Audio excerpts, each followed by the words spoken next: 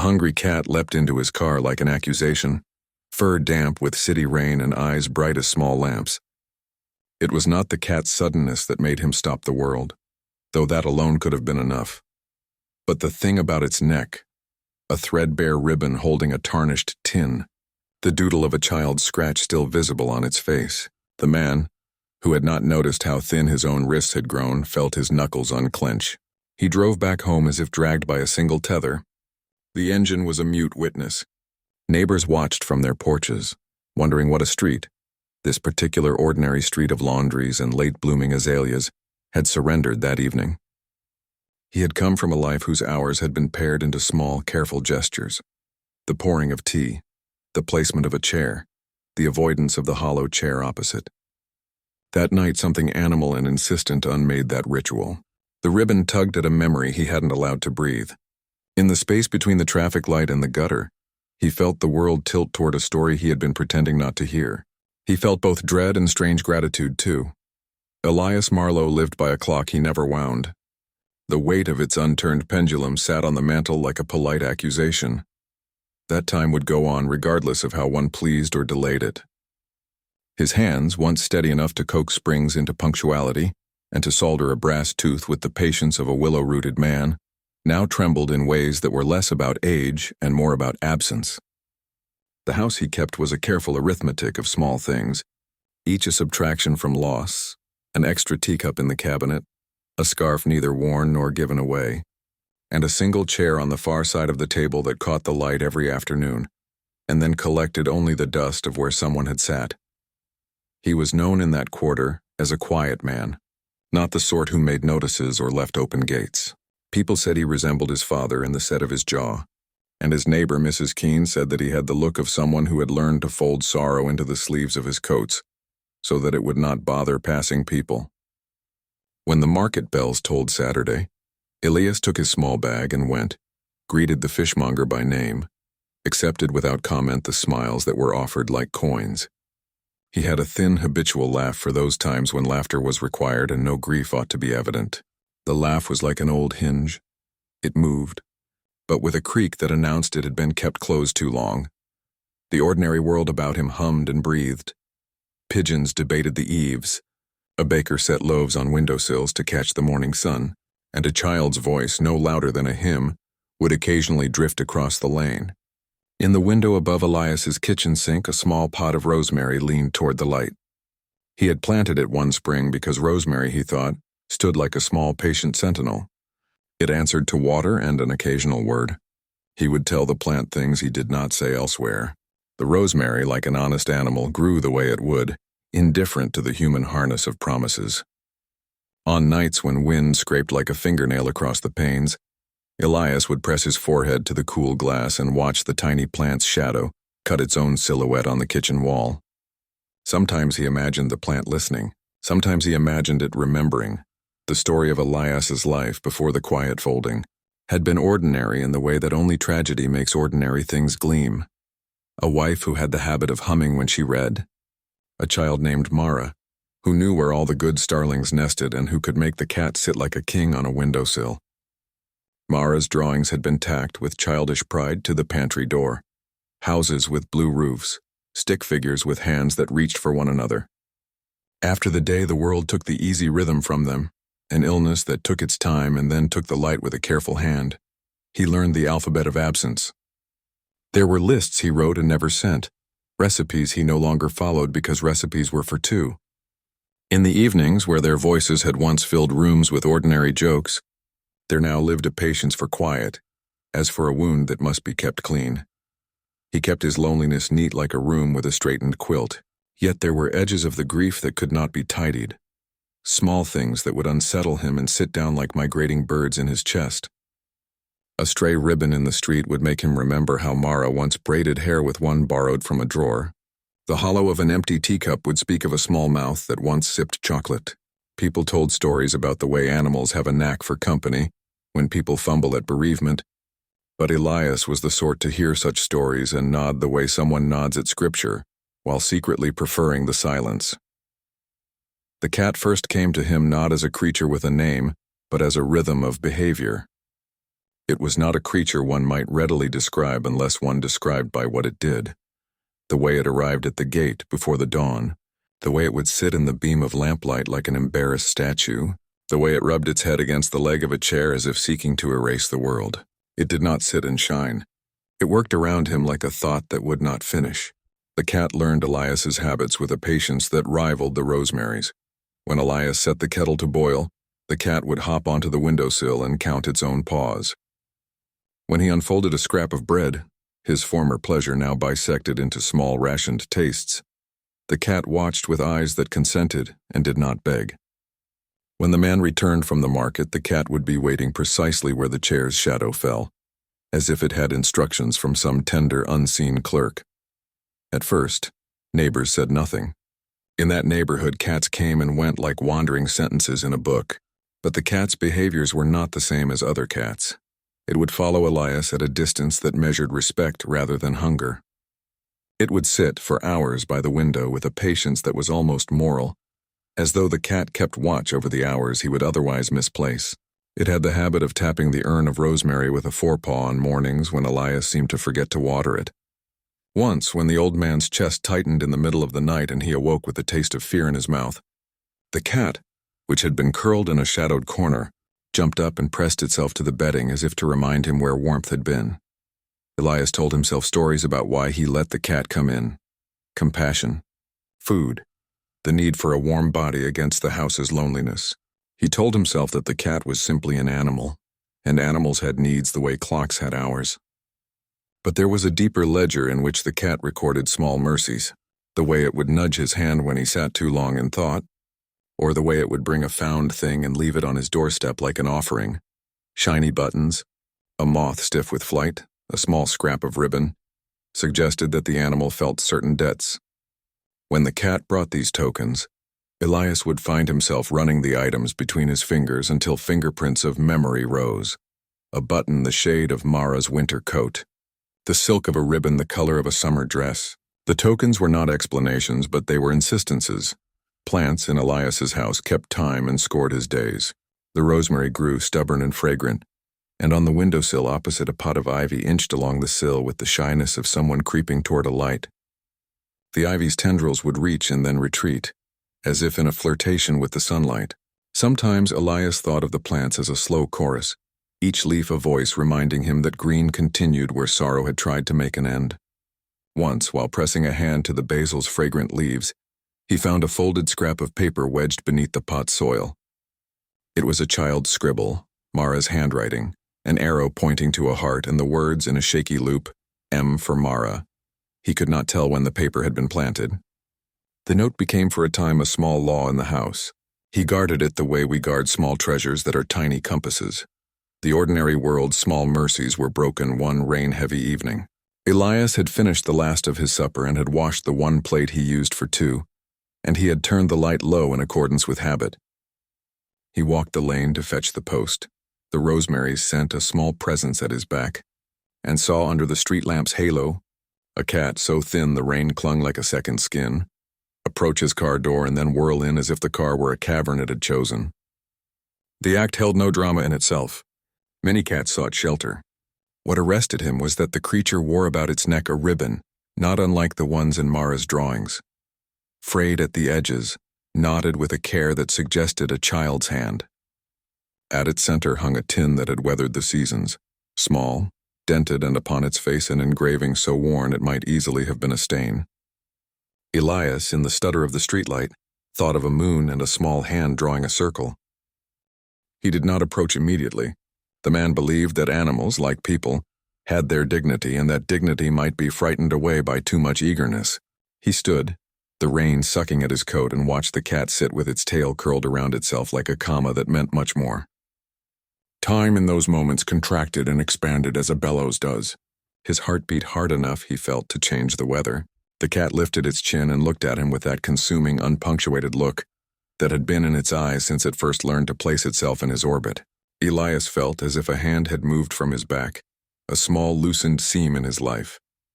He crossed the lane and crouched near the car window as the cat slid back out and landed with a small, dry sound on the gravel. It did not run. It did not fade. It blinked an almost human pause and then, most extraordinary for a passed-over animal, reached one paw toward the man's knee and then drew back, like someone remembering the rules of touch.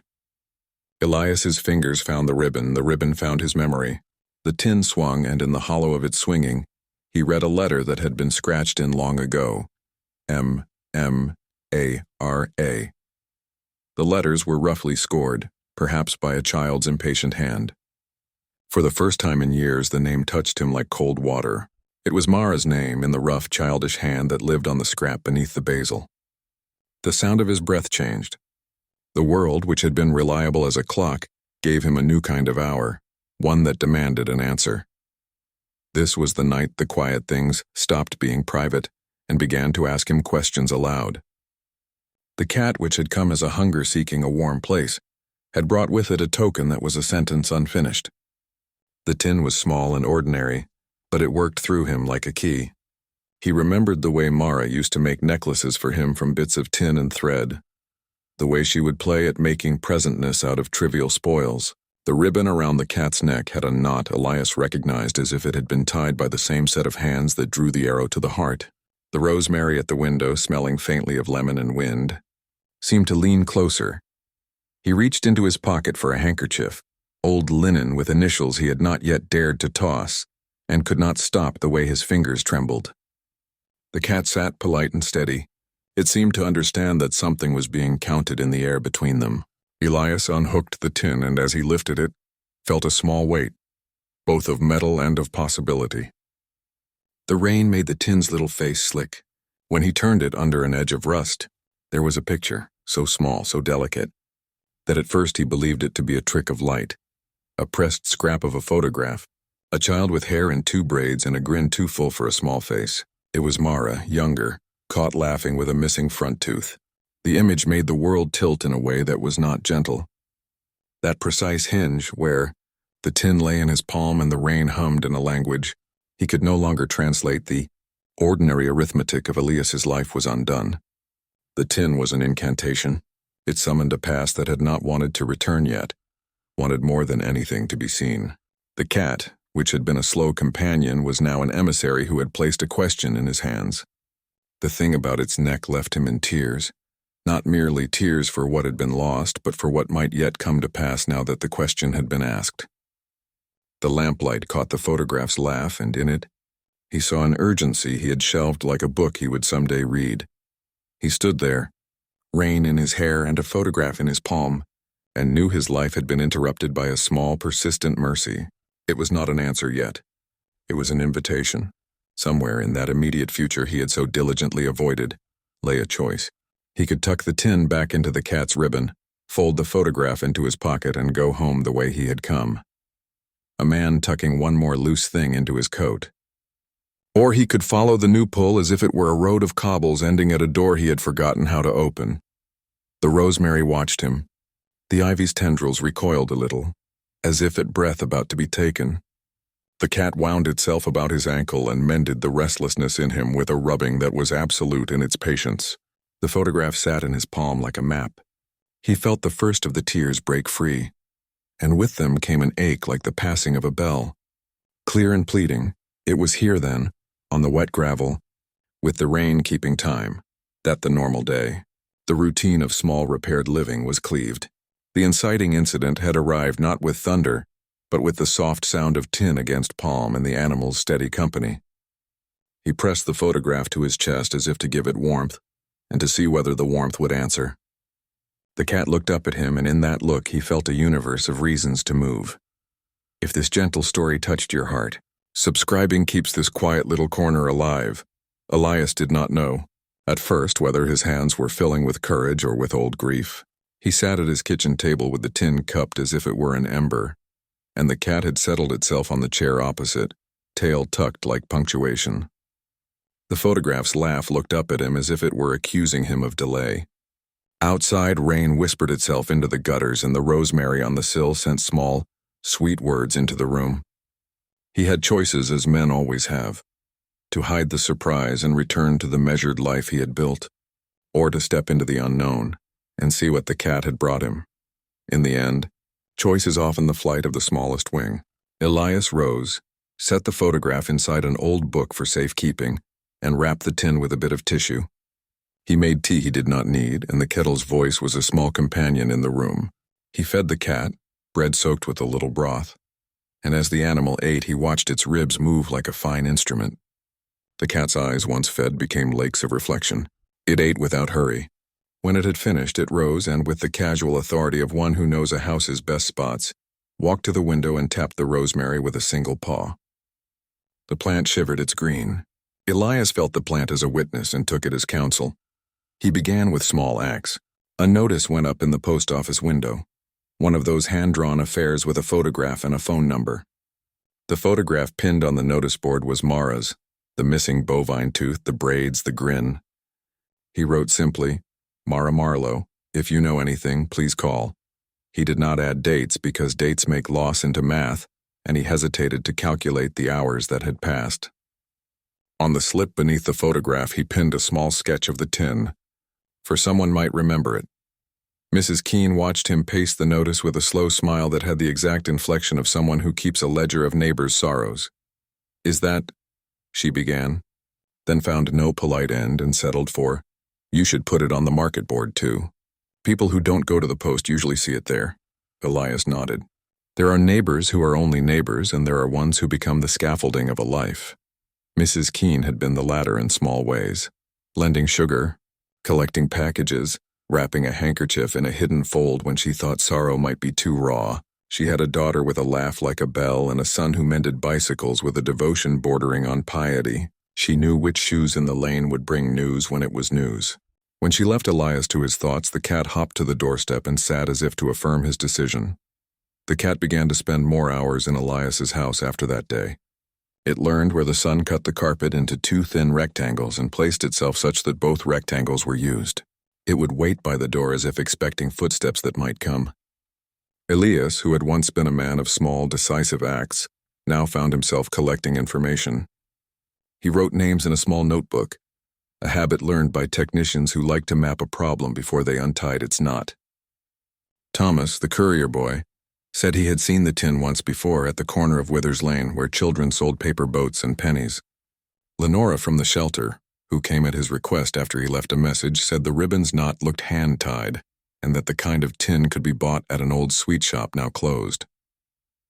People who do small kindnesses are often fictions of a better world made true. Lenora knocked at his door and brought a box of biscuits for the cat along with a soft insistence. "He's been coming to the shelter and then leaving. If I don't collar them, they run." She spoke of the cat as though it were a creature with choice rather than hunger, and that description made Elias both smile and ache. Lenora had hair braided down her back and a voice that made room for grief without filling it. She looked at the tin and then at the photograph, and for a long moment did not say anything at all. "Do you know," she finally said, "that sometimes animals carry things the way people carry words? They keep the small promises. If you want, I can take a look at the engraving. There might be a mark. I can see with a lamp." She produced a magnifying glass like an instrument of mercy and peered at the tin as if it were a map to a small empire. Under her lamp, the tin's old face yielded grudgingly. A faint notch, perhaps the edge of an address or a child's attempt at a map, could be discerned beneath the rust. Lenora licked her finger as a sailor might a chart and traced an arc that seemed, in the way maps sometimes do, to point rather than to measure. "Withers Lane," she said. "The mark's like someone scratched a path." Elias remembered Thomas's name. Withers Lane was a place children favored for its gutters and secret corners. It was also the lane that led away from the center and into the older quarter of the town where houses leaned so close they might be keeping each other warm at night. The cat listened as if it understood geography. It sat up and blinked once, the kind of domestic punctuation that means someone has decided. There were obstacles in this type of pursuit that could be named and others that could not. Elias found the catalog of papers he had to wade through. Old addresses, phone numbers that returned polite recordings, a file at the Library of Town Records where he had to sign his name and wait as if to prove his right to look. He learned the habits of those who proffer information for a living. He learned the small truces of bureaucracy, how patience sometimes must be traded for truth. Each small transaction, A clerk who opens a book, a librarian who finds a page, was an incision through the flesh of forgetfulness. The neighborhood, too, contributed complications. A man who kept his blinds drawn on Withers Lane watched Elias as if the man had a ledger of his own. "You're poking around," the man called once, though he did not open his door. "You don't want to be found poking around, Marlowe." His voice was laced with more than warning. It was an echo of past things Elias did not like to count. Elias only nodded and let the rain finish the sentence. At the center of rising difficulty lay the cat's own choices. It led him at dawn in a way Elias had not anticipated. It did not show him the straight road, but the circuitous one. They walked cobbles that remembered horseshoes, and past the iron gate of a boarded church where graffiti had found moral arguments with one another. The cat would stop at corners and look back with the tottering patience of one who waits for someone to choose. Sometimes Elias thought it was testing him. Do you have the courage to follow when the way becomes less known? Do you have the heart to accept disturbances to your measured life? On the third morning after the tin's arrival, the cat led Elias to a small park he had not noticed in years, a rectangle hemmed in by sycamores and the slow, dignified tongue of water from a pond. Children used to gather there with paper boats and chessboards. Older men read papers with the meticulous sorrow of those who must make company with time. The cat paused beneath a bench, and Elias, following, found tucked beneath it a child's drawing on a scrap of paper that had been left as if for safekeeping. It depicted three figures, a tall one, a small one with braids, and a cat with its tail in a question mark. In the corner of the drawing, scratched in the looping hand he had recognized, was the letter M. At that point his heart performed an incalculable thing. It sped, then began to sink as if resigned not to excitement but to the gravity of a promise kept.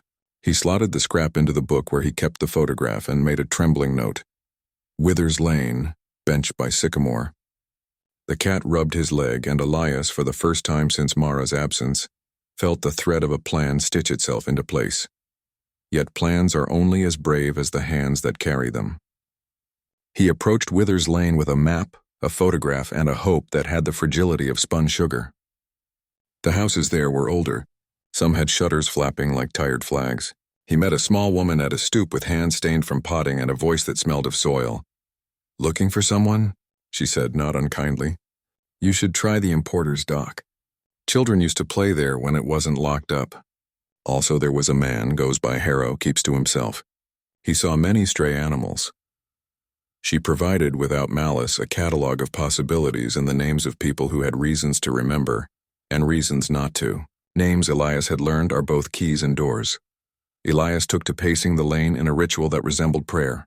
He knocked on doors and received a chorus of responses. A frozen pair of eyes, a memory of a child who had run away, a story of a stray cat that brought home jewelry.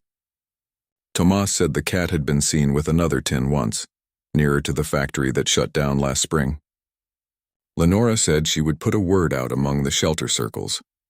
The cat, meanwhile, became a compass that sometimes spun and sometimes pointed true. Amidst this work, a new figure entered the margin of Elias's life, who was less neighbor than possible antagonist: Constable Harrow. He was young enough to not have softened with compassion, and old enough to have the kind of law speech that changes ordinary grief into a file. He met Elias one afternoon under the maples outside the library and did not smile. "You can't be wandering into places asking questions," he said. "There are bylaws about posting notices, Mr. Marlowe." The constable's right hand, which held a notebook, had the habit of making small lists on people. "And we get calls about animals. If that cat is feral, you are encouraging it." "People complain," Elias answered with quiet. "He came to me. He stayed. I found something." He showed the constable the photograph and the tin. Harrow read the name as if it were a ledger entry and raised his eyebrows. "Mara Marlowe," he said. "You realize we have a file on that name. Missing persons." Elias felt the room's air change as if someone had opened a window. He had walked into a place where his private grief had become official. Harrow closed his notebook and said, "You'll need to go down to the station and make a formal statement." The officer's words were not unkind, but they had the effect of a different tide. Bureaucracy had discovered a small old hurricane. Elias told him he would, and watched Harrow's eyes take the tin in a curious manner, as if the tin belonged to a different story. There were days when Elias wanted only to fold his life back to its previous shape. He missed the neat arithmetic of a life that had boundaries, but the cat, whose entire grammar was persistence, would not allow him retreat. It would brush its head against the rosemary pot as if to say, "Do not forget why you began." When Elias walked home those days, he would find the pot's soil disturbed, the small paper with Mara's scrawl pushed half-buried as if a small mouth had whispered the secret of where to look. As the weeks thinned into a month, the town's interest sharpened into gossip and then into something a little more hungry. People who had no sense of decency for other people's grief came anon, asking questions with the politeness of collectors. There were moments Elias resented them, people who called late at night offering theories in the kind of voice that makes conjecture sound like kindness. There was at least one harsh voice, the one from the man with the closed blinds who suggested with bitterness that men like Elias liked to make tragedies when trivial stories would serve. The accusation stung because it was half true. The truth was Elias had been hiding from the world, and now the world wanted him to be somewhere else. During this time, the cat changed as if in response to the tide. It grew quieter and more purposeful.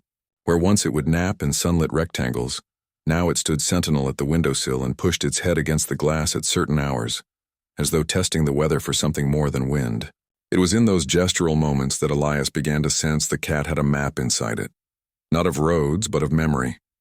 The animal would sometimes take him to places that smelled faintly of syrup and the glue of children's craft, to an abandoned playhouse at the end of a cul-de-sac that had the stain of paint on its tongue. There, tucked beneath a collapsed plank, Elias found a button that matched the one he had seen on Mara's coat in the photograph. His hands shook until he forced them to be steady, and then put the button in a tin. Plants and small things were paying their debts in the most literal manner. The chain of small discoveries tightened into a suspicion that Mara had not simply disappeared into the world like a truant page. There had been a place where she had been, maybe a shelter, maybe a fold of house, and in that place the cat had been present as a witness or a companion. It was a notion that carried with it the possibility of reunion and the possibility of discovery. Elias found himself asking whether he wanted reunion, if reunion came wrapped in a story that had been more difficult than the one he had imagined. Grief had a law.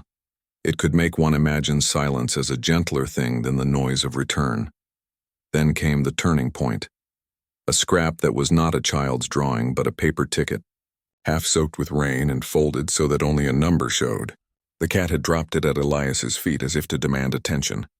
Elias recognized the ticket as a bus token, number 24, route to the North Industrial Quarter where old warehouses kept memories that had not been excised by development. He took the token as a map, and the cat, whose patience was an offense against loneliness, wound about his ankles and would not be left behind. Elias decided, with the sort of decisiveness that is both brave and rash, to go. He bought a ticket and boarded the 24 with the cat tucked in a carrier beneath his seat. The bus jounced and smelled of damp coats and the small breath of too many bodies. The cat sat with the quiet dignity of an old passenger and watched the world as it passed like a film. Elias clutched at the photograph in the tin, and he felt, with a clarity that was both exhilarating and terrifying, that he had stepped into a point of no return. In the industrial quarter, the air was different, thick with oil and the tang of machines that had not yet gone to sleep. Buildings leaned like tired giants. He found the warehouse that bore the faded sign of a company that once made toys. It had boarded windows and a padlock that had seen 100 seasons. Yet someone had visited there recently. The grass that blocked the path had been trampled fresh. Elias felt a hand at his heart and could not tell if it was his own or the world's. The cat's whiskers brushed his wrist. He slipped through a gap in the side of the gate and moved into the shadow of the building.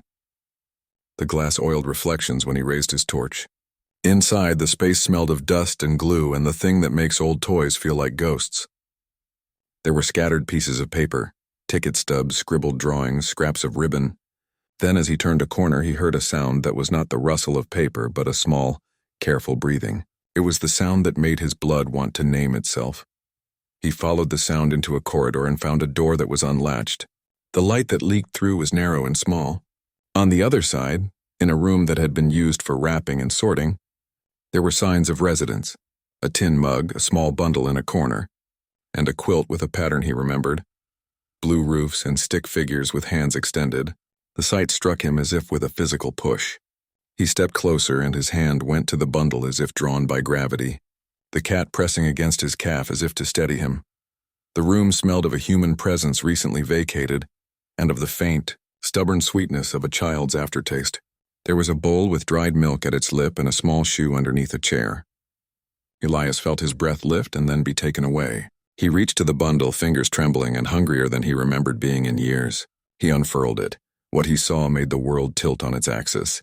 There, folded inside the threadbare quilt, was a small scarf with a knot he recognized, the same knot that had tied the tin's ribbon.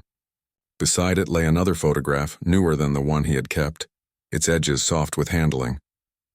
The cat mewed once, an ordinary sound, and the room answered in a way that made the hair on Elias's arm stand up. Before he could read the photograph closely, he heard a noise from the corridor, a footfall with a measure of purpose and the scrape of metal. Someone had come back into the building. His mouth went dry. The cat pressed itself so close he could feel its heart. The suddenness of being discovered was a splash of cold water. Elias reached for his coat and for his courage. But only one sound rushed louder than the other, the measured step approaching the doorway. He had stepped into a room that answered questions and raised new ones. He had found an object that promised a passage and another that promised a reunion. The decision he had made to follow the cat had carried him here, into a place where the past had been made into an address and the present was about to be interrupted by a man returning to the warehouse. The doorway shadow resolved into a figure, and for a second the world held its breath. The man that appeared was not young and not entirely unthreatening. He carried a metal detector and had the kind of hands that belonged to someone who had mended locks for a living. His face was shadowed by a cap, but his voice when he spoke was flat and empty of warmth. "Who are you?" he asked. Elias opened his mouth to answer and felt the weight of all the days between him and Mara pressed to the table. He was about to say his name, to deliver his truth into the hands of someone who might or might not believe, when the man stepped forward and the cat hissed, an odd, sudden sound that does not belong to domestication, but to survival. The man's hand moved, not with violence but with a steady instrument. He stepped toward the bundle. "Stay where you are," the man said. His voice was softer now but closer. "That bundle's not for strangers." Elias thought of running, of taking the tin and the photograph and the small scarf and running until he could not run no more. He thought too of calling out, of seeking help of the constable who had been officious and practical, and perhaps would be useful. But a sudden awareness moved through him, that however dangerous this man might be, whatever explanation there was for the room, he had not yet met Mara, and the photograph in his hand might be stolen by the shadow before the truth could be spoken.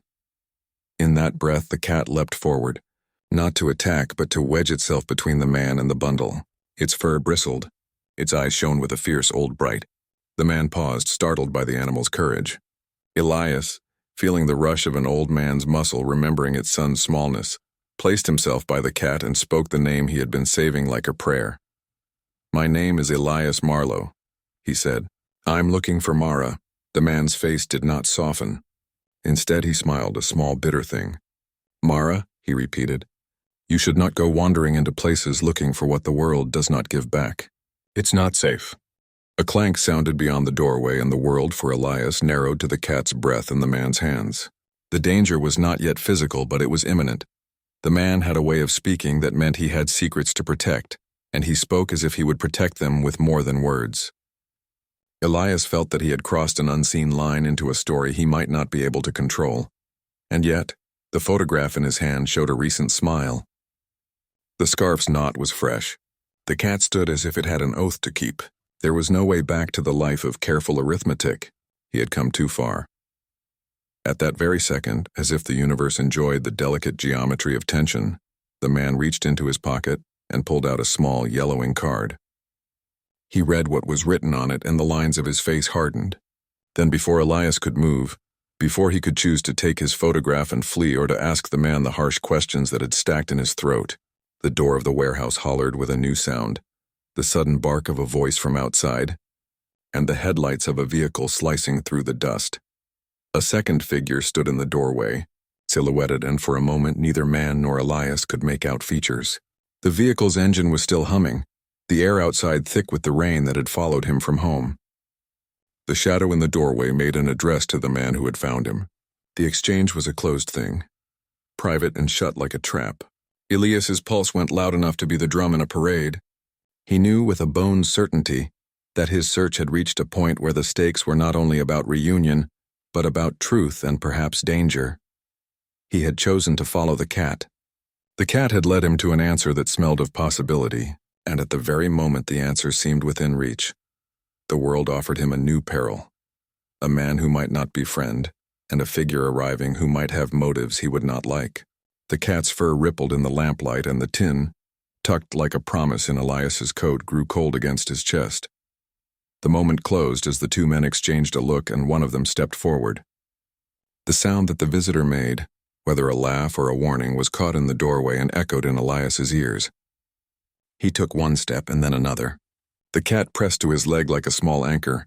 He had no idea at that moment whether the next action would bring him to Mara's arms or into a place from which he could not extricate himself. The decision had been made to follow the ribbon and the tin, and now the world responded with a tribunal. The creature at his feet looked up and mewed an almost urgent sound. Elias swallowed and reached for the bundle, but before his fingers brushed the fabric, the man who had returned to the warehouse moved toward him with a slow, deliberate action, and spoke in a voice that contained a finality Elias had not yet learned to estimate.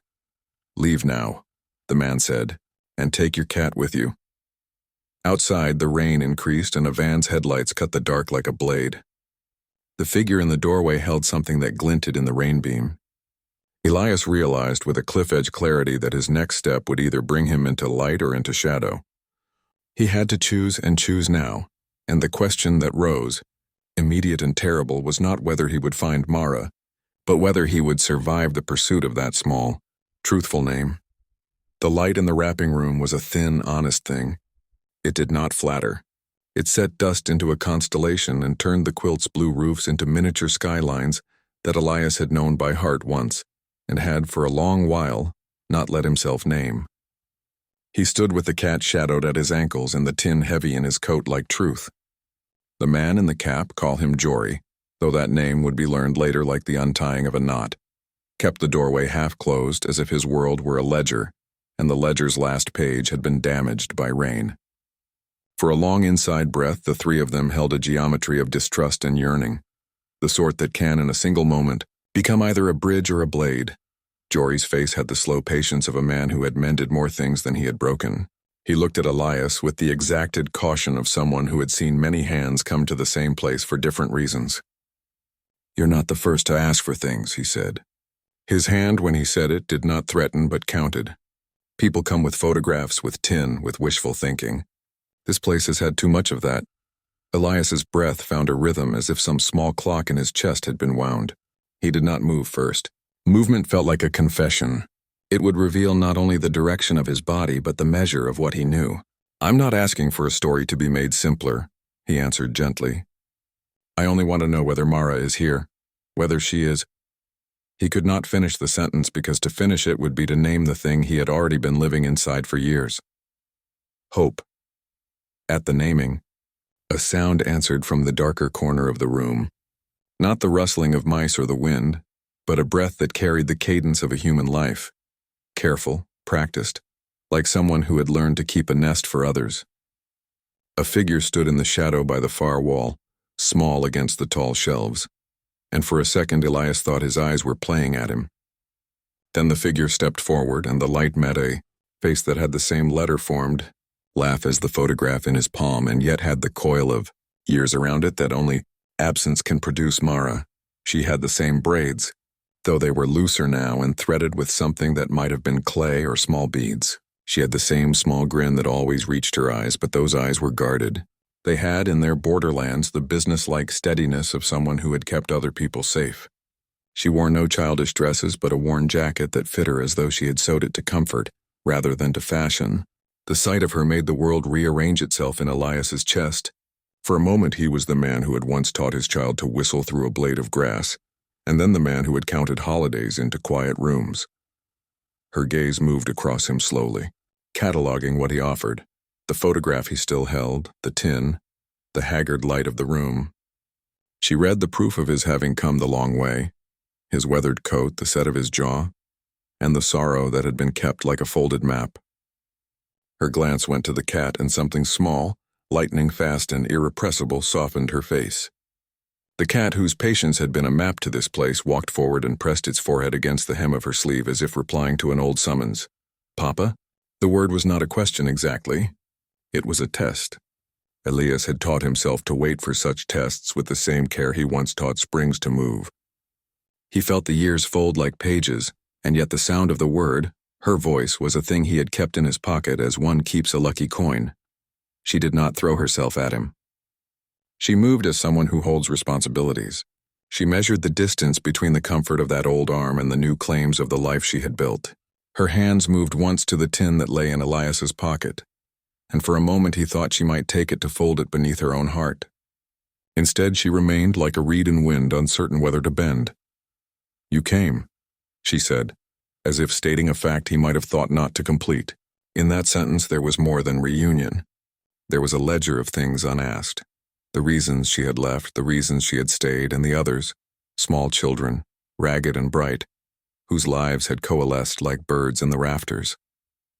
Her voice did not ask for permission. It offered an explanation. She had not disappeared because she had wanted to be unseen. She had disappeared to protect. Elias moved then because gravity had returned its right hand. He had never been a man of theatrical gestures, and yet when he crossed the room, his knees remembered the firmness of floorboards where he had once danced a child's small footstep. The cat wound about his legs and leapt into Mara's arms like a letter delivered at last. For a second, corporeal reunion made the room tremble with the noise of all the small things he had thought to count. Mara held the cat and looked at him as if measuring whether her face, now older, would be accepted. "You put up the posters," she said. "You asked." Those words were the simplest of truths and the most terrible. They made Elias both proud and ashamed. Proud that he had not let time make a stone of the search. Ashamed that the years in which the photographs had faded his hands had been measured in his own silence. He sat on the edge of a crate and let his palms grow acquainted with his knees. He told the story then, not chronologically but in the manner of someone unbuttoning a shirt slowly, a detail at a time so the listener might not feel the sudden cold. He spoke of the little rosemary in the window, of the scrap of paper beneath the basil, of the tin and its name. He spoke of nights where grief had been a guest that would not leave, and of mornings when the rosemary had been the only witness to his breath. He watched Mara as he spoke, and though some lines around her eyes eased, others hardened. The life she had made here had asked much of her. When he finished, she did not rush to forgive nor to chastise. She listened as someone who had been forced to count losses on her own fingers, and now measured a father's attempt at recovery. There was an ache between them that needed no translation. Both had been living with halves of a whole. Then Jory, who had been watching like a man who guards a secret garden, exhaled and stepped forward. The movement was small but definitive. "They don't always come home," he said, in the sort of voice that suggests he had seen enough endings to give him manners for the present. "Not all homes want to be returned to. People make new houses from old needs." She could go if she wanted. She stayed because it was necessary. Mara set the cat down and folded her hands the way someone folds thread to mend cloth. "We make a place here," she said calmly. "There are others. They have nowhere else. The shelter is closed to certain children. We hide from people who would use them. We feed them. We teach them. We mend what we can. I keep them." Elias had not expected this. The image he had knotted in his mind for years was not of his child as a nurse for other lost things. It had been a child falling into the world and swallowed. The truth of her choosing to stay, to make a refuge out of an abandoned wrapping room and call it community, struck him with the force of both grief and pride. The world, which had once seemed to have taken his Mara with a cold and tidy thievery, had in fact given him a daughter who had learned to take in the fragments of a cruel town and piece together a home. It would have been a sufficient revelation for some hearts. For Elias, it was the exacting of a new test. He realized, with a clarity that was startling, that reunion could demand a debt not merely paid but negotiated. There were lives here that a single tearing up of roots could undo. If he took Mara home, if he insisted upon the gentleness of that old life, what would become of the children who had learned to measure out a bread crust in this room? If he left her here, He would carry on with the knowledge that his child had been brave and not broken, which was its own consolation and its own pain. He found that his hands knew the language of offering. The conversation that followed was not a public argument, but a quiet account of trade-offs. Mara explained the names of the children. A boy with a laugh that came out like a hiccup and who loved to fold boats. A girl with missing teeth who could sew with a needle like a spell. Children who had been moved from place to place and who had learned caution as a second language. She spoke of nights where men with the taste for trouble prowled the edges of their patch, of how they had hidden small things under floorboards, how they had scolded and mended and sung. She told him that people who protected others sometimes used force to keep them safe, and that Jory, for all his gruffness, had been a friend when friends were hard to find. Harrow, whose uniform Elias had not expected here, arrived then. Suddenly, like the unwanted punctuation of the world, he was not alone. 2 others accompanied him, emergency in their stride. The constable's face was narrowed by a professional distress. He had the habit of law lodged in his bones like a barnacle. "We received a tip," he said, plain as winter. "A number of children have been seen entering this building. We had reports of unsafe housing conditions and concerns for missing persons. I need to ask you for your names and the children's names for our files."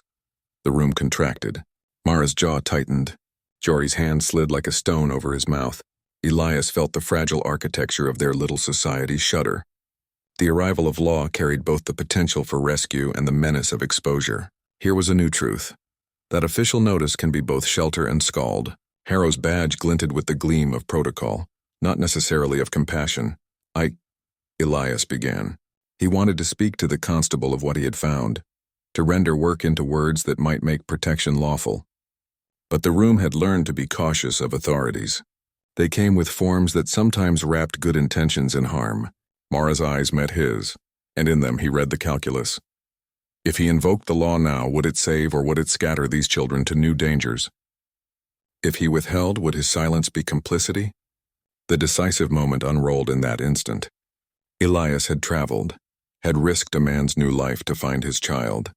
Now he stood between the machinery of law and the ragged trusteeship his daughter had built.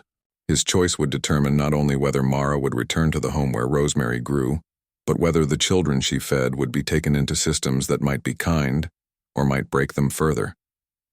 The room pulsed with this knowledge. The cat threaded itself between ankles as if to knit a slow courage.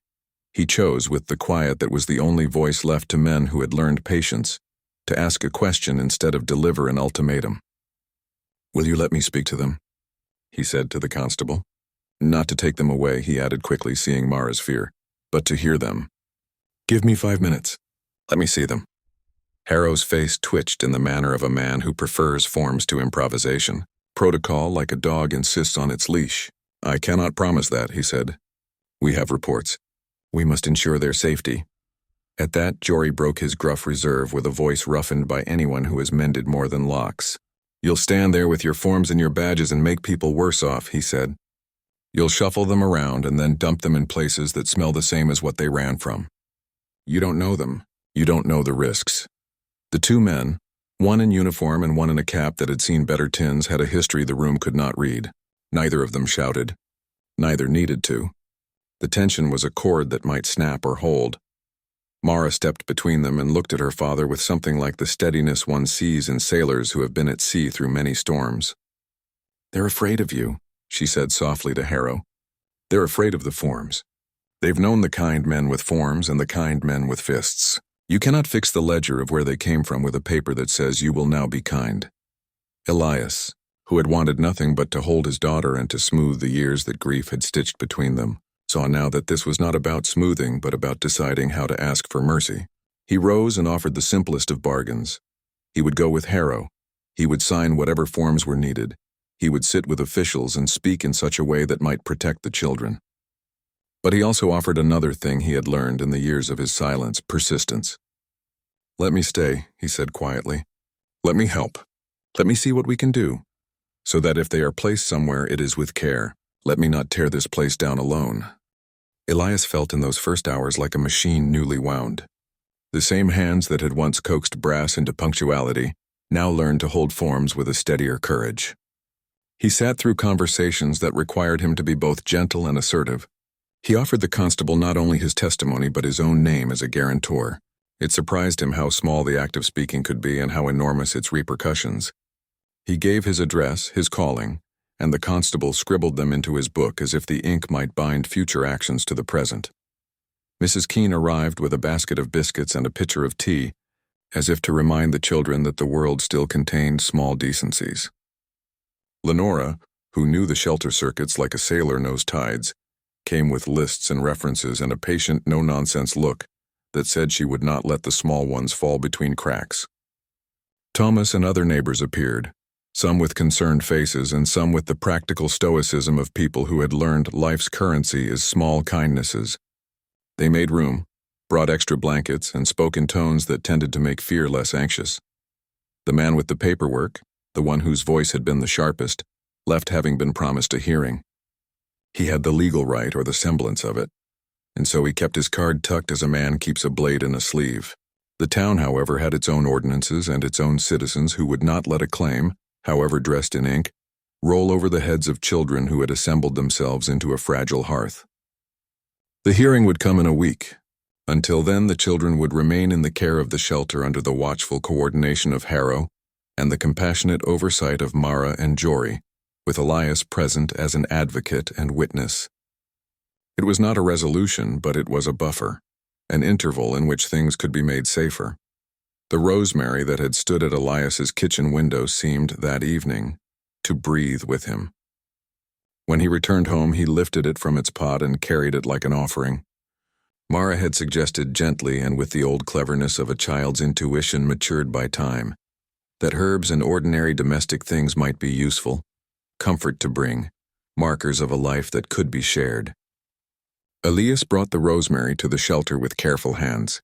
They brewed a pot of tea the color of old caramel and sat together in a circle that was new and old at once. Father, daughter, neighbors. The constable who had learned to listen, and the shelter workers who had known heartbreaks of the same sort. The rosemary scent stitched the conversation into a domestic warmth. It became a small altar, where apologies and explanations and plans could be laid down with the ease of things that smelled of the hearth. In the weeks that followed, the fierce edge of the crisis dulled. The hearing was scheduled, witnesses were interviewed, the town's archives yielded a map of ownership and indeed a trail of claims that were neither simple nor clean. Elias discovered that the man claiming the building had been an investor, whose name appeared on a stack of papers that might, in law, outweigh a neighbor's plea for mercy. Yet the investor had not walked the same streets nor smelled the same rosemary. His claim depended on the machinery of property more than on the merits of human care. The hearing's first round, which had the bluntness of a public room, became a place where the town set out what it knew, the shelter's good work, the children's names, Mara's history of care, Jory's testimony about the building's conditions. Neighbors spoke, some trembling, some clear, about the shelter's quiet virtues. Lenora provided a list of references and records that proved the shelter's habit of taking in lost things without malice. The old man, with closed blinds to his credit, testified for the children with a voice that suggested the coal of shame had been turned to ember and then to warmth. It was an act that made Elias's chest swell with the rude honey of gratitude. Elias found himself galvanized not by the fight itself, but by the need to belong to the fight. Where once he had folded quiet around his days like a shawl, now he learned to hold his life outward like a lantern to the dark. He watched Mara with a new kind of awe. The girl who had once braided hair and drawn houses with blue roofs had become, by necessity and choice, the mother and the shelterer of those who knew scarcity. She had learned to bargain with men who could be unkind and to feed children on economies of generosity. Elias fixed toys and patched quilts, his apprentice hands finding old strength. He sewed the button he had found beneath the playhouse into a small coat and watched as a child, whose eyes had once been watchful like a small animal's, broke into the delighted laugh of one who had been given a new matter for hope. The button's loop, which had been a quiet setup in the shadows of past acts, now took its form as a small payoff. It stitched a child to dignity. Plants, too, fulfilled what the story had promised. The basil scrap under the pot, which had once been only promise, became a map of belonging when Elias discovered in the shelter's old trunk another scrap of paper with the same looping handwriting. Together they matched like halves of an old token. One had been planted at his home and one had been kept at Mara's. The basil scent found itself in the shelter's kitchen, and the rosemary in Elias's tea. The small green things became sigils of continuity. Each time a kettle was set to boil, the room felt less like a temporary chapel, and more like a place where small rituals could be birthed. The plants' payoffs weren't spectacular. They never were in a neighborhood like theirs. But they threaded a steady green through days that had threatened to be all gray. The cat, ever the patient emissary, lived now a life between two hearths. It came to Elias for the measured stillness of a lap, and to Mara for the bustle of a shelter. It wore again, after a time of hesitant insistence, the ribbon that had first tied the tin, though now Elias had replaced the threadbare bow with something cleaner and softer. He had not decided whether he was restoring an artifact or continuing a tradition. Perhaps both. The tin, which had once been a small incantation, was placed on a shelf in the shelter, not as a relic but as a token. Mara's tin, Elias's photograph, a button sewn into a quilt, all artifacts of a story becoming shared heritage. Children came and pressed their palms to the tin as if to bless it, whispering names into its hollow as if it were a bell that would ring safe things into the world. Yet the town was not a garden that mends overnight. The man with the claim circled like a weather pattern that might return. He engaged counsel and proved adept at paper. The hearing made him a more cautious predator. The investor's voice, which had once been that of a single thunderclap, evolved into a litany of lawful motion. There were nights when Elias lay awake and imagined the building's shutters being pried open by men who cared more for rent rolls than for the quiet sighs of children in sleep. Mara, too, knew the precarious arithmetic. She tolerated no illusions. She taught Elias to speak plainly to officials, to mention names and dates and witnesses, and to write letters in a manner that would appear in a clerk's eye to be more than emotion. He learned the vocabulary of civic life, affidavits, bailiffs, petitions. He learned with a modest pride to be useful. Something else changed in Elias, not by the blunt force of action but by the slow accrual of presence. Where once he had measured his days by what he had lost, he now measured them by what he was present to do. He learned to make soup that tasted of well-tended onions and careful simmering, and children who had known only the abruptness of hunger learned to savor the gentle warmth of a ladle. He painted the shelter's windowsills with the same steady patience he had once devoted to watch springs. His hands grew sure again. He began to correspond with the shelter's supporters, writing small notes that were not mere declarations but invitations to help. He read stories at bedtime, books with blue roofs and hands that reached for one another, and in doing so, the hollow chair in his home was no longer merely an absence, but an altar of work in progress. Mara, for her part, began to let Elias into the structure of her life in ways that were not words but acts. She showed him where the children liked to sleep, how they liked their blankets folded, which of them were afraid of thunder, and which of them quieted best with a particular rhyme. She let him mend a torn sleeve, and when he finished, she clasped his knuckles with a hand that held both appreciation and a new softness. The cat strolled between them, its tail drawn like a punctuation mark, and at night it curled at the foot of a quilt that bore the button Elias had sewn. The quilt had been a plant in the beginning of their story, something sown and later revealed. Now it lay as a small, fulfilled promise. The shelter's legal status was not resolved in a single day. The hearing stretched into others. Counsel exchanged phrases that sounded like weather. Lawyers read documents with a kind of reverence that felt empty to some and necessary to others. There were hearings where evidence was weighed: the man's deed, the shelter's lease history, the testimony of neighbors who had come to be witnesses to the life of the building. The town council, whose members usually argued over cemeteries and children's playground paint, found themselves arranging meetings for something more urgent. Harrow, who had been the constable with a notebook, now sat with a face that had learned that law could be tempered by mercy. He advocated quietly and with the gravity of someone who had watched night shift in the shelter's rooms. He presented the case not as a moral sermon, but as a public duty. The children had a fragile claim to safety. In one memorable meeting, the man with the claim sat across from a circle of neighbors whose names had been written on pieces of paper and handed to the clerk. They spoke one by one, their small testimonies building a latticework of support. Mrs. Keene spoke of Elias's character, Lenora of the shelter's record. Thomas of seeing Mara quietly gather children and give them a place to be. The man listened, and at moments his mouth tightened as if the town's human testimony had the power to weigh upon the coldness of his paperwork. The hearing adjourned with no final order, but with a promise to mediate, an agreement that felt to the shelter's inhabitants like a temporary armature against the gale. Mediators arranged a plan. Ownership questions would be routed through fair counsel, and in the meantime no eviction would be enforced. The shelter would be inspected and, if it passed safety checks, would be granted a short-term pilot to gain stable footing. That interim was the mercy the shelter needed. It was the small room in which care could be continued while the town's larger, slower machinery worked. In that interval there were breakfasts and sewing circles and the quiet mending of a life's edges. Elias learned to wake not to the bell of absence, but to the sound of child footsteps and to the cat's soft insistence at the door. He began to write letters that were not only to officials but to people who might be moved to give. A retired teacher who delivered books, a seamstress who brought yards of fabric, a clergyman who brought his own hands to mend what the law could not. The community's generosity became the small scaffolding that kept the shelter warm.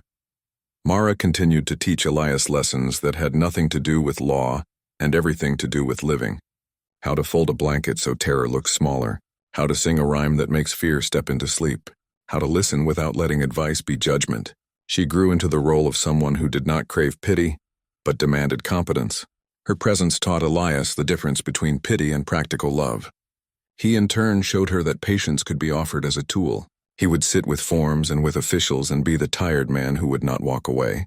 He fixed things without fuss and gave his time in a way that made Mara look at him with a new kind of respect. She learned that his grief had not been an impenetrable wall, but a folded letter that, once opened, contained a resolve. The small payoffs multiplied by increments. The tin, once an unearthed relic, became a testament that invited memory into a public form. A child wrote a name inside the tin with a stub of pencil and then another, and it became a vessel for promises to be kept. Little vows scratched into metal that needed no more proof than the small warmth of human hands. The basil scraps and ribbon were placed into a scrapbook that Mara kept with more careful fingers than a clerk keeps records. The bench drawing from the park was framed on a wall in the shelter's common room and, like a flag, reminded everyone that houses with blue roofs could be made not only from bricks but from the intention to shelter. One evening, as the sun poured into the wrapping room in a gilded slant, Elias found himself alone with Mara and the children for a moment, outside the constant hum of paperwork. They brewed tea, rosemary and lemon, and sat on crates while the cat surveyed them like a small, benevolent deity. Mara gave a quiet laugh and said, "You smell like home, Father." It was not an accusation, but an invitation. Elias, who had once measured his day in neat, dutiful calculations, felt a warmth that was not only for him but for the room itself. He had come to find a child, and found a capacity to love that stretched beyond himself. He had feared that reaching for reunion would mean stealing a life from others. Instead, it had taught him how to give presents without taking. The transformation was quiet, like the way the rosemary grows by imperceptible degrees, but it was certain.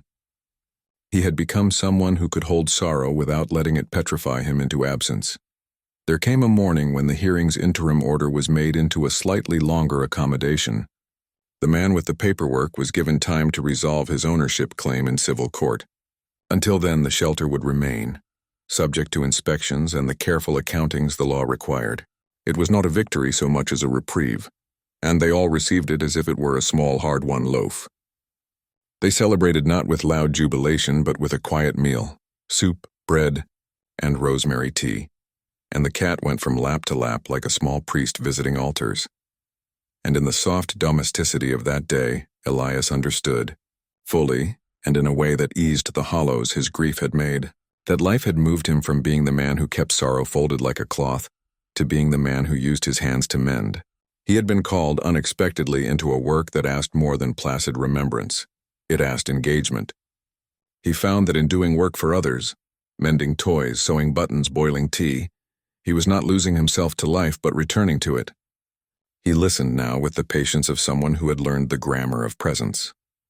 He had become a man who could be counted upon not merely in small kindnesses, but in the kind of steadfastness that matters when the world is urgent.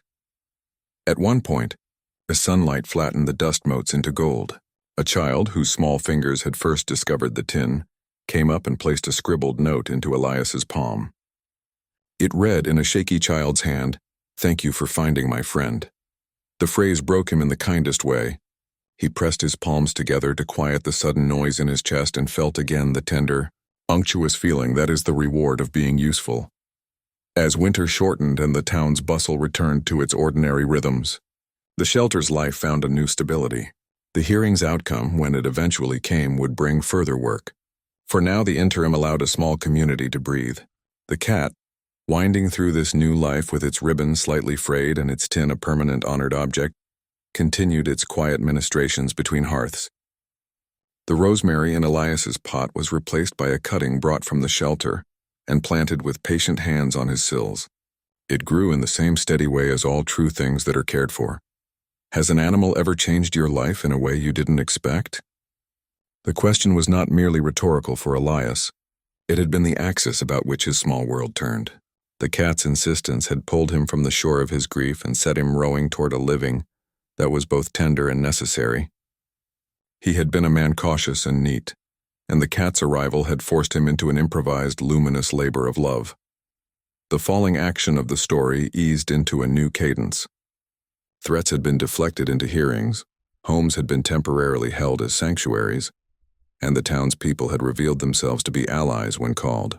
Elias had learned to speak legal language and to sew children's hearts with the small stitches of daily kindness. The rosemary and basil carried their scents into each small hour as reminders that something as humble as a plant or a tin could lead to a reclaiming of life. The pain of the past did not vanish. It became a companion who no longer made him hide. He had been called to repair not only objects but a life, and in doing so he found an unexpected joy, the kind that sits on the chest like a warm, insistent bird. The world had not resolved into perfect order. The man with the claim still existed, and the law remained its slow and checkered self. But the shelter, for the moment at least, had become a place that was respected rather than only tolerated. The children learned that being seen could, in fact, be a kindness rather than a punishment. Mara's work continued, steadied now by Elliot's hands, Jory's protection, Lenora's knowledge, and the constable's more humane diligence. In the quieter hours, when Elias washed the one plate he still used for two and looked at the empty chair, it felt less like a demand for mourning and more like an invitation to fill with other things. He sat and read the small books he had been given by volunteers to the children, and his heart, hardened by absence, softened again into the habit of delight. He was no longer a man who lived in measured reticence. He had become a man of active, ordinary love, someone whose days were now a ledger of small mercies. And in the shelter's common room, on a shelf that caught the light, sat the tin. It no longer served merely as a relic to stir tears. Children made wish scratches into its face and dropped folded promises within its hollow. It had become a vessel of hope, like the rosemary that grew again in Elias's window, and whose scent, on certain afternoons, threaded itself through the town and braided neighbors together with a memory of what they had done well. Elias had spent many winters learning how not to notice the empty chair. He made a craft of silence, folding his grief into neat corners, arranging his days like small, obedient books on a shelf. And yet the world kept introducing small rebellions into his order. A sprig of rosemary stubbornly green on a windowsill, a child's scrap of paper tucked beneath a pot, a cat that arrived damp and hungry and carried around its neck a tin like a secret bell. When Mara stepped from shadow into the thin light of a wrapping room, the years of absence folded at once into the currency of coffee and soup conversations and constable-ordered papers. The town made room with an awkward human grace. Lawmakers drew lines on paper, and neighbors drew lines with their bodies. There was a kind of salvage that happens slowly, by hands that know how to mend rather than to judge. And Elias learned, as the shelter kept its small life afloat, that presence is a kind of courage. The cat, patient as a bell, kept punctuating the days with small ministrations.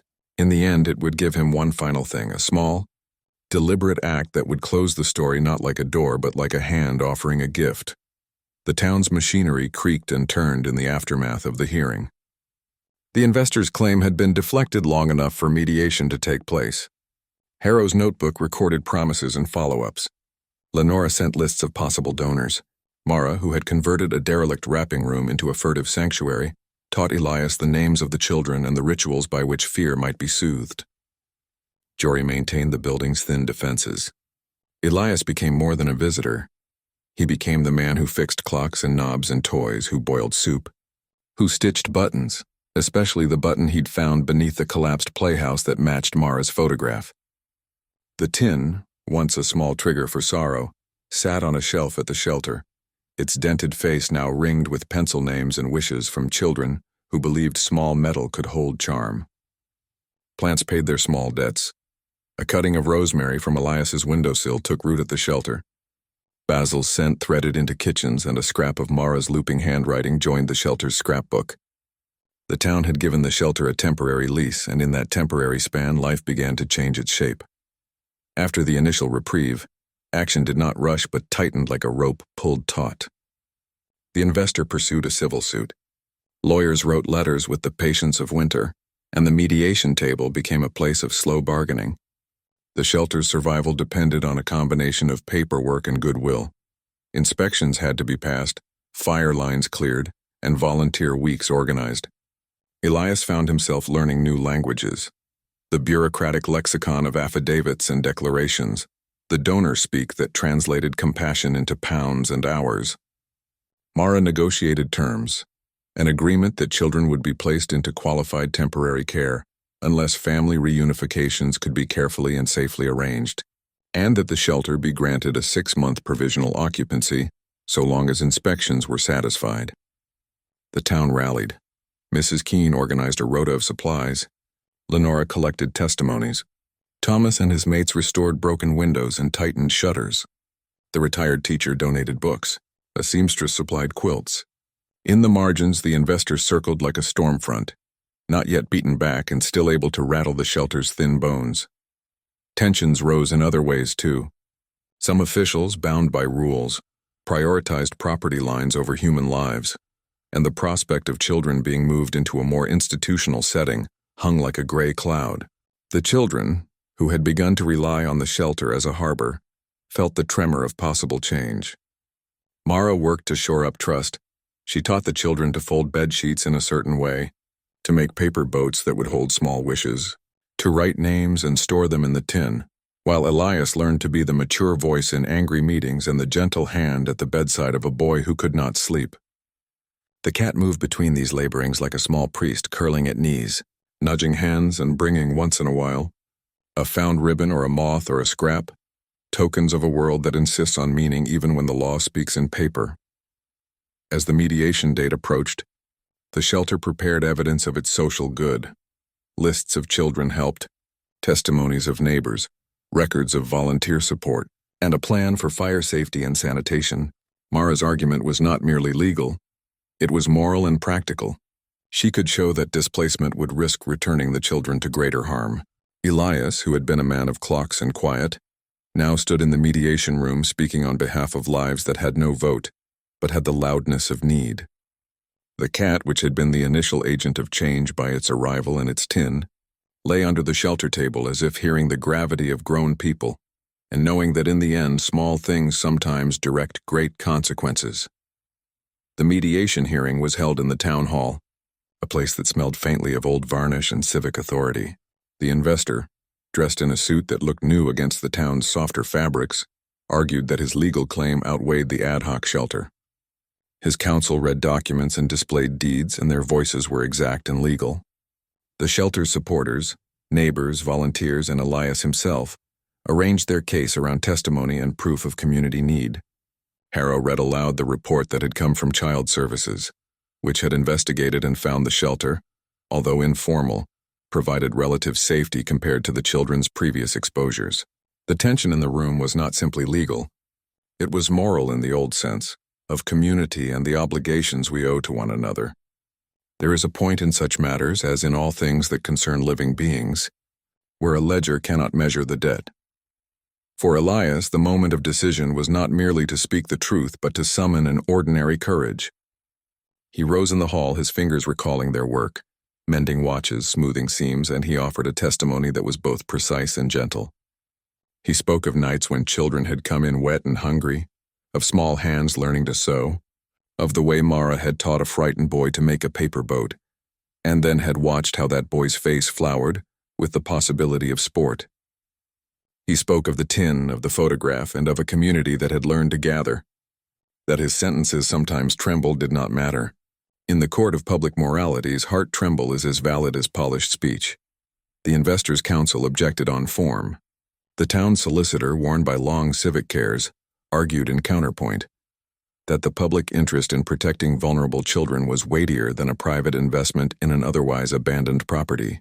The judge, who had the job of translating human needs into impartial decrees, looked at the faces in the room. He weighed the deeds, the testimonies, the practicalities, and then ruled for an interim protection. The shelter could remain open under supervision and with binding conditions that ensured safety for 6 months, while the investor pursued quieted legal avenues for acquisition or mediation, during which the community would be allowed to proffer an offer of purchase or to partner with charity structures. The judge spoke the language of compromise, which is often clumsy, but sometimes kinder than rigid enforcement. When the ruling issued, a collective breath exhaled in the room. The Investors' Council bowed their heads as if at a formal slight, but their practical options were now reduced. For Mara and the children, for Elias and the town, the judge's words offered not finality but necessary time. In that instant, the shelter's survival shifted from possibility into reality, because time can be a great ally when hearts intend to do the work that law permits. The 6 months that followed were not restful, but they were fertile. The shelter became a place of tireless, ordinary work. Inspections were passed. An appeal for funds went out and neighbors answered. The town's solicitor helped draft documents for a community trust that might, if donations held, purchase the building outright. Volunteers taught classes, math in the afternoons, sewing lessons in the evenings, reading circles at night. Jory kept the building warm and safe. His hands mended leaks and his voice kept watch. Thomas led a renovation team that replaced windows and fixed the hearth.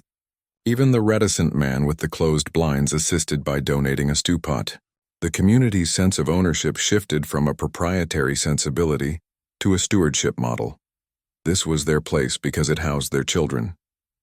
The constable looked at him as if measuring the weight of a coin and then, with the smallest of nods that could be called a mercy in bureaucratic language, agreed to step back and to allow a temporary postponement. 5 minutes, he said. You get 5 minutes. Then we do this properly. Mara closed her eyes for a second and then reached for the cat, pressing its head to her cheek in a private prayer. The children, who had been hiding behind crates and beneath tables, crowded forward like shy birds sensing that a storm might be passing. Their faces were small and large at once, small from hunger, large with the shock of hope.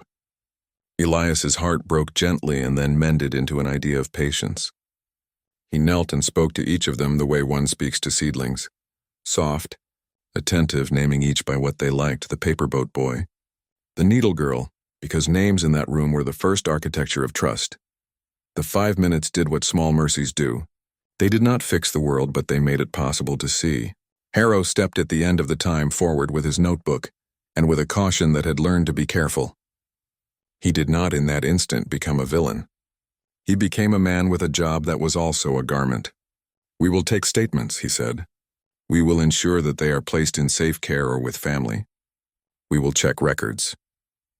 Mara listened and then did something Elias had not expected. She looked at the children, and then at Jory, and then at her father, and she made an argument in the voice of one who knows the texture of risk and the worth of small, stubborn continuities. She proposed an alternative. Temporary respite in a named shelter she knew to be kind, supervised by Jory as a neighborly guarantor, with Elias as a responsible adult who could vouch for their welfare. She asked the constable for the length of time she asked for, as though trading in small diamonds. Harrow's pen paused. He rubbed at his nose and the room seemed to hold its breath. The constable's hand, with the slow algebra of authority, checked the legalities. When he lifted his eyes, the face that looked out had the texture of someone who had done the math and found a way to accept tenderness as a preventive measure against harm. He agreed, with conditions and with the paperwork that would sit like a net below them. There was a falling of tension as if a bell had been let down gently. A decision had been made. The children would be accounted for with care, with promises and signatures and some measure of trust. Mara, who had braced herself for the worst, allowed exhalation like a small wind. Elias reached across and took her hand. It was not a desperate embrace, but the seal of a new covenant, that he would learn to be present, not to undo what she had done, but to support it. The cat, curled in a small pile of contentment, knew nothing of legalities. It knew the shape of a safe lap and the rhythm of home. At the very threshold of relief, as the room arranged itself into the tidy geometry of next steps, a sound occurred that none of them expected. From outside, where the van had been idling, came a laugh that was not friendly. A voice called the name Jory, with the crispness of a man who makes threats by naming. The doorway darkened. Another figure stepped forward into the rainlight, and with him a presence that could not be called neighborly. Elias felt the color drain from his face. Mara's hand tightened in his.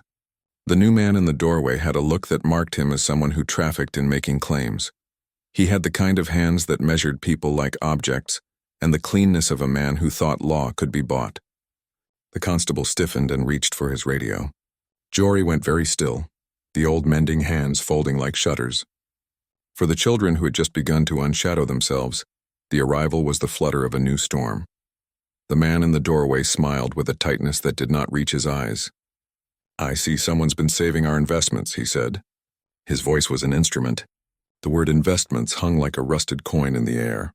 Jory stepped protectively in front of the children, as if his old hands could make a barrier. Harrow's radio crackled. The nameless man's hand moved toward the inside of his coat.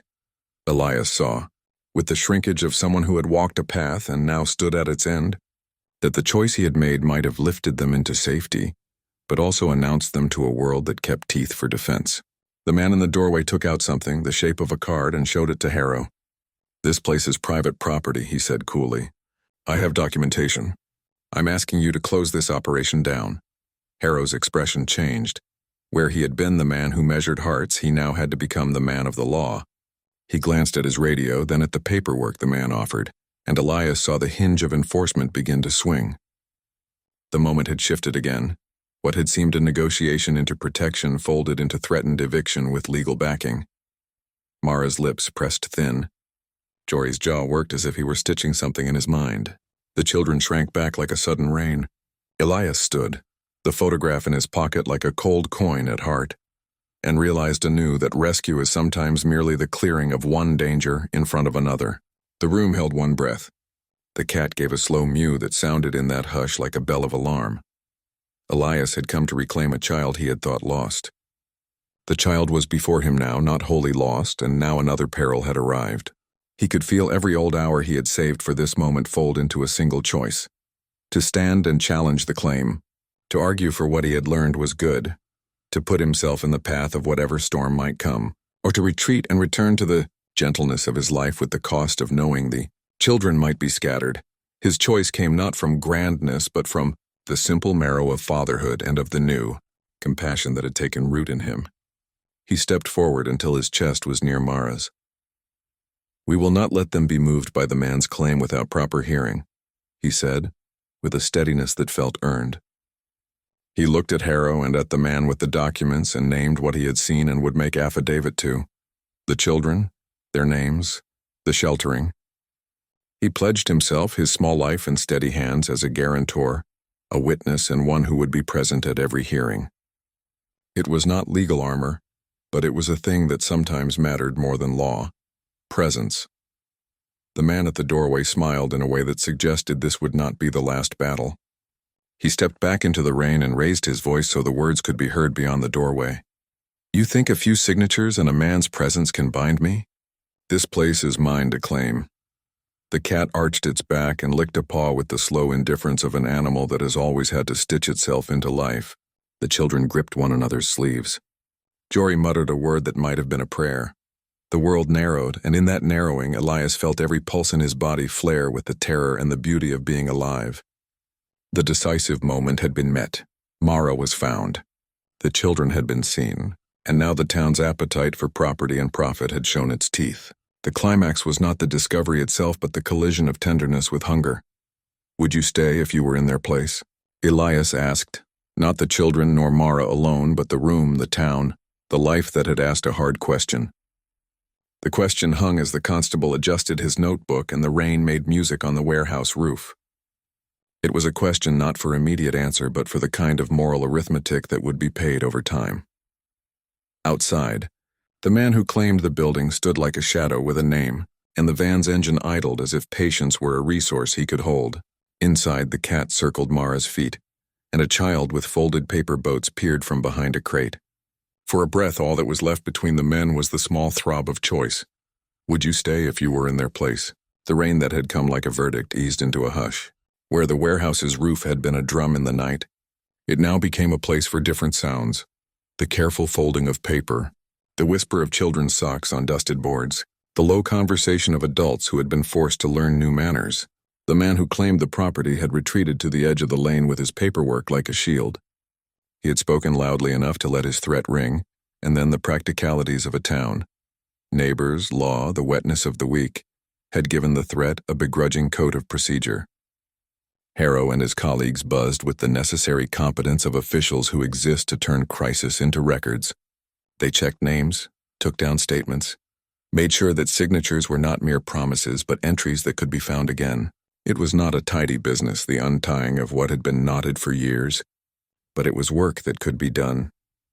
Inside the wrapping room, the children, who had been startled into a brittle silence by the arrival of authority, now crept toward the edges of conversation.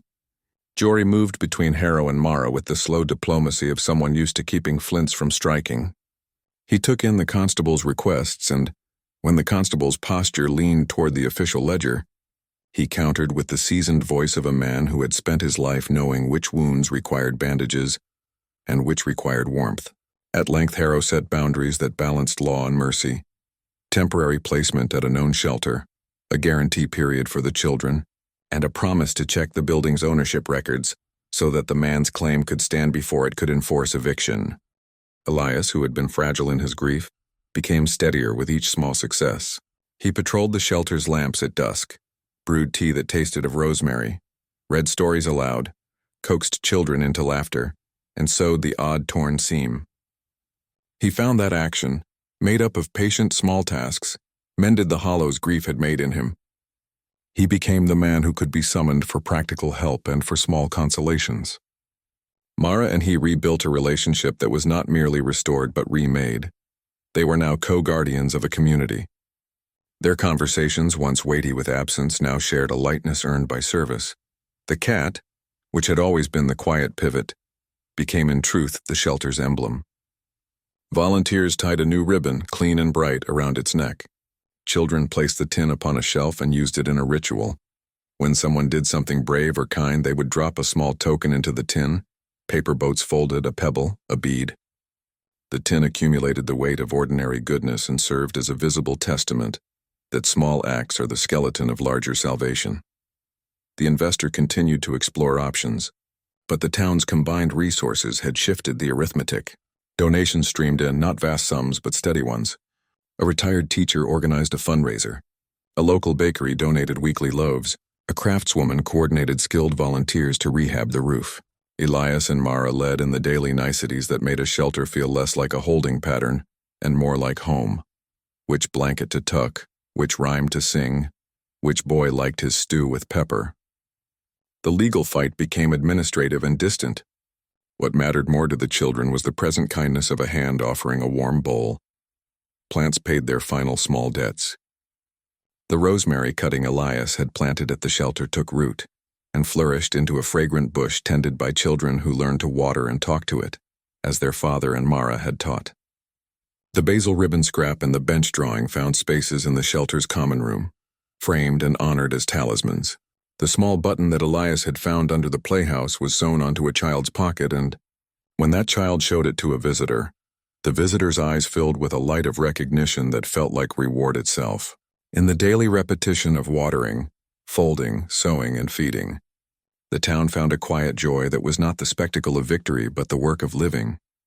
There is a kind of hunger that once fed becomes the quiet hunger of a soul. It does not vanish but softens. For Elias, the hunger that had driven him from his home to the warehouse, begun by a cat and a tin and a photograph, settled into a steady contentment of purpose. The shelter survived its trial, and with the community trust in formation, grew roots. The investor, finding himself outmaneuvered by law and improvised charity, withdrew his most aggressive claims, and after a measured negotiation that involved a modest financial concession and a pledge to fund safety upgrades, accepted that he could be an ally in the renovation rather than an antagonist. He provided a sum to ensure the building met safety codes and, in the months that followed, his name, unexpectedly, appeared on a plaque that noted community donors in small, polite letters. The plaque sat upon the wall by the shelter's front door, like a reconciliation stitched in brass. Mara, whose life had been a successive series of improvisations to shelter others, found herself with new resources to do the work she had always done: proper bedding, fresh winter coats, a schedule for schooling, and a visiting counselor who taught children how to name emotion, and that naming could make it less monstrous. She continued to host the children, but now could also apply for grants and register the shelter as a recognized charity. She and Elias formed a pattern. In the morning they called the roll, in the afternoon they drew plans, and in the evening the cat, whose ribbon now bore a gentler new knot, sat on the threshold like a small, vigilant priest. The children, for their part, learned to thrive in the shelter's rhythms. The boy who had loved paper boats took to carpentry and began to build small models. The needle girl, whose fingers once trembled with hunger, learned to embroider and later taught a class in mending shirts for the shelter's volunteers. They were not saved in any miraculous sense. They were given stability and tools and people who would not leave them. The quarters of the shelter were warmed by the smell of soup and rosemary and the rustle of paper. Laughter returned as a sound not hoarded but shared. Elias's relationship with Mara deepened into a daily tenderness that was practical and unsentimental. He learned to speak the names of the children as their guardian, to advocate at council meetings, to sit with a frightened child at midnight and hum old soft songs until sleep came. Mara, in turn, let him help without letting him fix everything. She taught him that presence is not always a hammer, but sometimes a slow, patient tending. They repaired what grief had broken between them with the small gestures that become ritual: walking together in the lane, taking the cat to the window so it could watch dusk fall, planting new rosemary cuttings for every child who had arrived and stayed more than a week, and the cat, whose arrival had been the first fissure through which life re-entered. Elias's house made of itself one final, small decisive gift. One autumn morning, when the light was a thin, bright thing and the shelter's newly painted windows gleamed, the cat leapt into Elias's car as it had on that rainy night.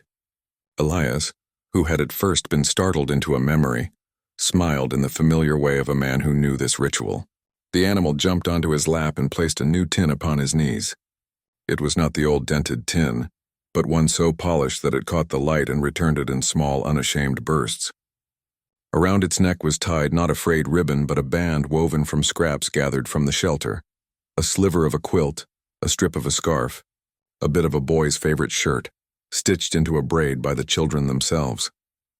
Elias opened the tin and found inside small things: a folded note in a child's shaky script that read, "For Papa Elias," a pebble smoothed by many hands, a ribbon barely thriving in its corner, and a tiny charm that had been threaded by the needle girl. Each item was small, ordinary, and weighty with intention. The cat mewed, which might have been simply the sound of contentment, but Elias felt it as benediction. He felt the tears then, different than the ones that had come the night he found the dented tin. These were not the salts of an exposed wound, but the soft, cleansing rainfall of a life mended. The tears slid warm down his face and felt like a washing. He let them fall because they were, in their slow work, honest. He pressed the new tin to his chest, feeling the small gifts press into his palm like promises. In the days that followed, the tin sat on Elias's mantle as if it were a small sun. He would open it in the mornings and find notes and pebbles and small sketches left by the children, gifts in return for meals, folded paper boats that had survived a bath, a leaf pressed for its color. The ritual became, for all of them, a quiet exchange. The shelter offered care, and the children offered back small tokens of gratitude. It was not charity in the modern sense, but rather a circle of human commerce where kindness was the currency. The moral arc of the tale, to give of one's presence and to be present when called, settled into Elias's bones. He understood finally that grief, while not always to be undone, is to be carried. And carrying it with others, he discovered, makes it lighter. The town, which had learned something about the economics of care, continued to show up in practical flesh-and-blood ways. The shelter's eventual purchase by a community trust was not a grandiose victory, but a quiet triumph. An ordinary building turned into a sanctuary of ordinary care. In the way of all true fables, the lesson is not wrapped up in a single tidy sentence. Yet there are truths small and bright, that a single stray animal can be an emissary for the lost, that a ribbon tied by a child can unfasten the closed heart of a man, that law and compassion can, with difficulty and patience, be braided into a sheltering rope. Elias, Mara, Jory, and the children continued to live and to mend. The rosemary on the shelter sill grew thick and fragrant. The tin jingled with small promises. The cat patrolled between laps and hearths. They did what people in a town do when they decide to be better than their worst instincts. They remained. The final gift, small and profound, was the knowledge that rescue is often not the dramatic tearing down of tragedy, but the slow, patient stitching together of days. Elias learned to spend himself without emptying and to be present in ways that mattered. Mara learned not only to shelter but to accept shelter for herself. And the children learned that being named and being seen is a powerful salvation. And so the story closed, not with a flourish, nor with the theatrical unreality of miraculous endings, but with a strong and honest ending. A town that had once thought itself small and private transformed into a place that could hold more. The shelter became a hub of quiet industry. Lessons, sewing circles, food distributions, and most importantly, a rule that no child would be turned out to the rain if they had nowhere to go. The man who had once tied a ribbon around his child's hair sat at the hearth and read a book with his daughter by his side. They stitched a small patch together while the cat purred like a soft metronome. In the quiet room, a sense of completion settled like comfortable ash. There are endings that are pomp and ones that are peace. This one is of the latter kind. The final moral, if a moral there must be, is that small acts of attention, watering rosemary, sewing a button, feeding a bowl of soup, listening, accumulate into a kind of redemption. If the world is to be made gentler, it will be by hands that prefer mending to ironing flat the wrinkles of another's life. You stayed with me till the very end. Thank you. If it felt like a soft purr in your heart, subscribing helps me share more stories like this.